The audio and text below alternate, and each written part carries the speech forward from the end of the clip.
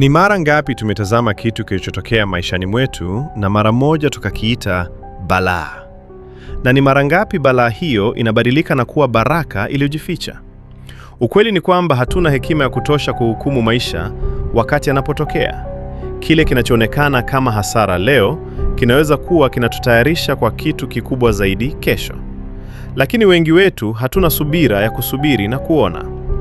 Hadithi ya leo ni kuhusu mkulima mwelevu ambaye alielewa kitu ambacho wengi wetu tunapambana nacho maisha yetu yote: sanaa ya subira na kuamini wakati wa maisha.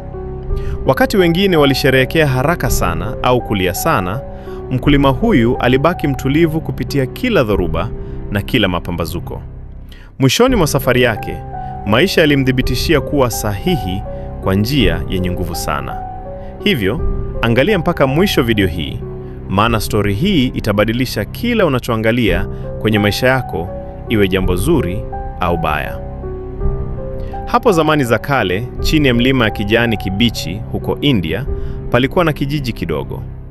Kijiji hicho kilizungukwa na mashamba ya ngano ya dhahabu, bustani za maembe na sauti ya upole ya mto uliokuwa ukipita karibu. Maisha kijijini yalikuwa ya kawaida. Watu walijishirikisha na kilimo, walishiriki hadithi chini ya miti ya mibuyu na walipima thamani yao kwa yale waliomiliki. Kati ya wanakijiji hao aliishi mkulima mmoja. Hakuwa tajiri wala mwenye nguvu. Nyumba yake ilikuwa ndogo, iliyojengwa kwa udongo na nyasi kavu. Aliishi na mke wake mkarimu na mvumilivu, na mwana wao wa pekee, kijana hodari aliyefanya kazi pamoja na baba yake kila siku. Familia hiyo ilikuwa na shamba dogo, ng'ombe mmoja mzee wa kulima, mbwa mwaminifu na ng'ombe wachache waliowapa maziwa ya kutosha. Lakini kitu kimoja familia hii ilikithamini zaidi ya yote: farasi. Farasi huyo alikuwa mrefu, hodari na mzuri sana, na manyoya yake yaling'aa na macho yake yalikuwa makali yenye akili. Mkulima alikuwa amemlea tangu akiwa mdogo. Farasi huyo alikuwa zaidi ya mnyama, alikuwa sehemu ya familia. Kilichomtofautisha mkulima huyu na wengine kijijini si kile alichomiliki, bali ni jinsi alivyoishi. Haijalishi kilichotokea, kizuri au kibaya. Hakuilaani anga mvua isiponyesha, na mazao yalipokuwa mazuri hakuwa na kiburi, bali alifanya kazi. Alisali na kukubali maisha yalichomleta kwa ukimya na imani isiyoteteleka. Mkulima huyu hakupoteza utulivu wake kamwe. Alijisemea, nani anajua kilicho kizuri au kilicho kibaya? Muda ndio utaonyesha. Kila kitu kinatokea kwa sababu. Kuwa na subira na shukrani na uwe na imani thabiti. Wanakijiji wenzake hakumwelewa. Alidhani ni kwa sababu ni mzee, wengine walidiliki kumtukana kuwa ni mjinga. Siku moja, habari za farasi huyo mzuri zilifika kwa mfanyabiashara tajiri. Macho ya mfanyabiashara huyu yalishangazwa na uzuri wa farasi yule. Alifika kijijini na kutoa mfuko mkubwa wa sarafu za dhahabu. Pesa zilitosha kulisha familia yake kwa mwaka mzima. Wanakijiji walikusanyika, macho yao yakiwa na msisimko. Walinong'ona, atakuwa mjinga akikataa ofa kama hii. Lakini mkulima alitikisa kichwa polepole na kusema, farasi huyu si mnyama tu kwetu. Yeye ni sehemu ya familia yetu. Siwezi kumuuza kwa bei yoyote. Mfanyabiashara aliongeza bei mara 2, lakini mkulima alibaki na msimamo. Mfanyabiashara aliondoka akiwa amechanganyikiwa, na kijiji kilijaa porojo.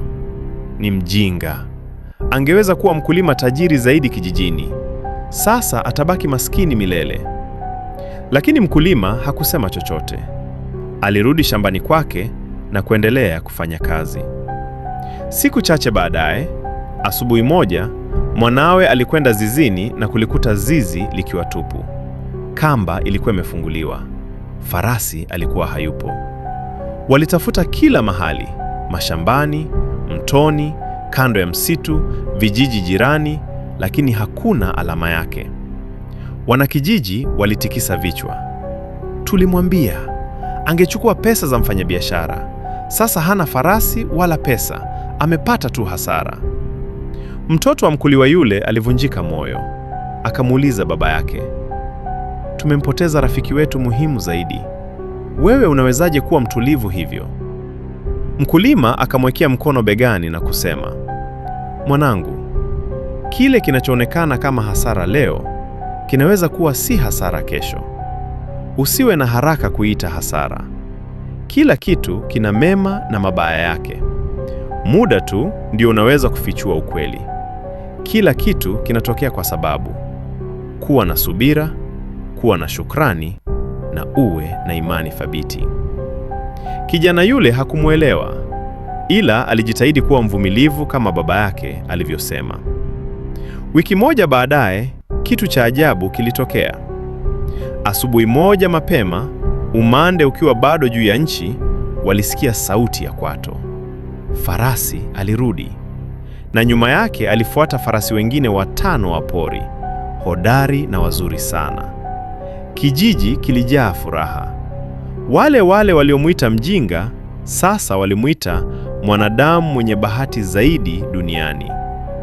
Lakini mkulima alimwambia mwanawe kwa utulivu, "Usisherekee haraka sana mwanangu. Hatujui bado kitakacholetwa na jambo hilo alionekana. Usihukumu wakati huu pia. Muda ndio utaonyesha." Siku iliyofuata, mwana alipanda farasi mmoja kati ya wale pori alionekana na nguvu ili amfunde. Farasi aliruka na kumtupa chini kwa nguvu. Mguu wake wa kulia ulivunjika. Tabibu wa kijiji alikuja na kumfunga bandaji ya kijana. Alipomaliza, alimwambia mke wa mkulima kuwa itachukua wiki kadhaa kijana apone, na mguu unaweza kuwa mfupi kidogo kwa mwenzake.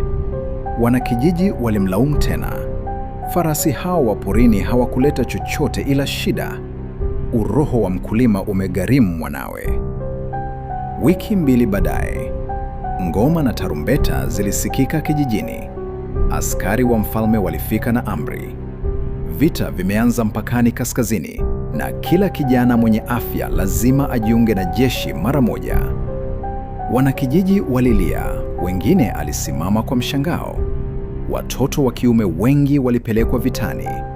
Lakini walipofika nyumbani kwa mkulima na kumwona mwanawe amelala kitandani na mguu uliofungwa, walitikisa vichwa na kuendelea.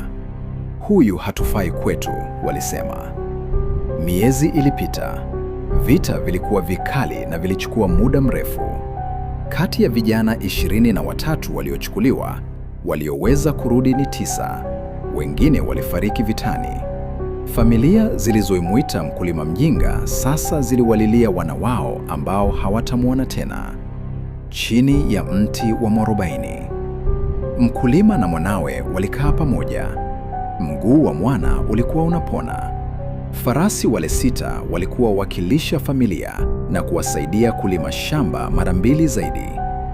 Mwana alimwambia baba yake kwa sauti iliyojaa hisia, "Ulikuwa sahihi baba. Kila wakati nilipofikiri dunia inaisha, kitu kipya kilianza."